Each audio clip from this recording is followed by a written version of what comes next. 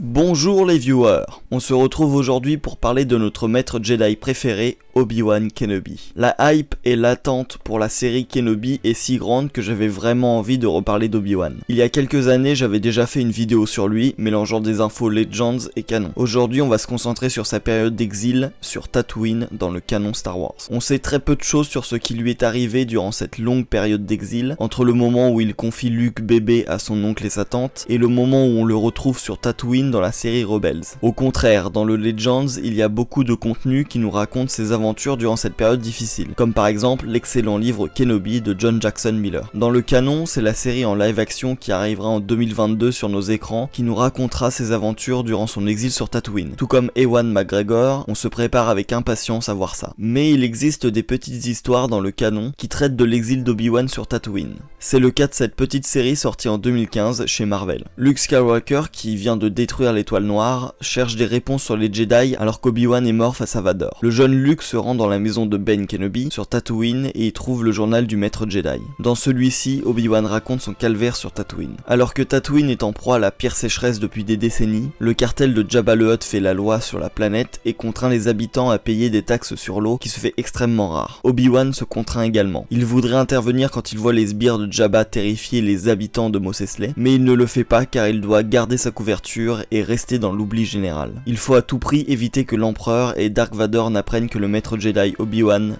est vivant. On voit dans ce que décrit Obi-Wan qu'il est en proie à de nombreux doutes, doutant même de sa puissance dans la force puisqu'il n'est plus capable de rien faire face à la puissance de l'Empire. Mais un espoir lui permet de garder la tête hors de l'eau, le fils de son ancien padawan, Luke Skywalker. Il est persuadé que le jeune Luke pourra un jour l'aider à renverser la situation et rétablir l'équilibre dans la force. Sa mission principale, comme il le dit lui-même, est donc de surveiller l'enfant en attendant qu'une occasion se présente. Mais un soir, Obi-Wan ressent une perturbation dans la force. Luke a disparu. Owen et Beru Lars, son oncle et sa tante, sont tout de suite partis à sa recherche. Mais la nuit dans la mer des dunes est délicate, et l'enfant qui s'est enfui est en danger. Obi-Wan décide d'agir. Le jeune Luke avait suivi le speeder des bandits de Jabba, qui étaient venus piller de l'eau de la ferme plus tôt dans la journée. Il était venu courageusement la récupérer. Mais les bandits le repèrent très rapidement. Luke, qui n'a pas conscience du danger, leur fait face. Mais heureusement, Obi-Wan était là. Par la force, il fit s'éteindre les lumières du speeder et neutralisa l'ensemble des voyous de Jabba. En utilisant la force, il fit virevolter les uns et cogna les autres. Il fit tomber d'énormes pierres sur les droïdes assassins. Dans l'action, Luke s'était évanoui. Obi-Wan le récupéra et le ramena auprès de sa famille et disparut aussi vite qu'il était venu. C'est ainsi qu'Obi-Wan Kenobi sauva Luke, enfant, des griffes du cartel de Jabba le Hutt. Cette décision d'agir le contraint à faire encore plus attention à l'avenir, car Jabba, furieux, avait lancé à sa poursuite ses meilleurs chasseurs de primes. Sauver Luke sur ce coup avait été dangereux, mais Obi-Wan le jugeait nécessaire, puisque c'était Luke qui serait amené à renverser l'Empire. La force était avec lui. Voilà, c'est tout pour cette fois. J'adore le personnage d'Obi-Wan Kenobi, le parfait Jedi, qui a dû pourtant faire face à de terribles épreuves tout au long de sa vie. J'attends avec impatience la série qui nous promet d'être folle. Et je pense d'ailleurs faire une vidéo bientôt pour faire un point sur tout ce qu'on sait jusqu'ici sur la série Kenobi. Bon alors à bientôt, et d'ici là,